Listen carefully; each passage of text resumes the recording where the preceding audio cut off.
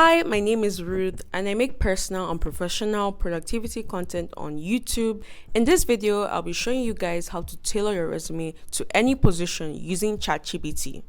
So this is the Chatgpt prompt template that I made, and I'll be sure to include the link in my link tree and also in the YouTube version of this video.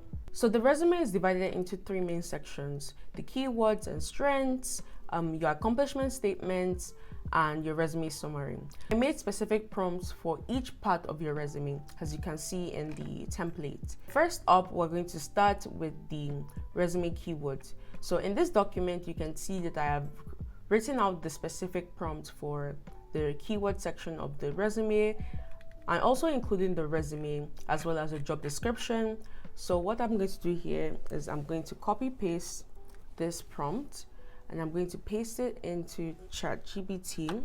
Follow the same steps in the prompt template for the accomplishment statements and resume summary, and simply copy paste this into your new resume. Make sure to follow for more and check out my YouTube video with all the prompt templates in this video. Bye!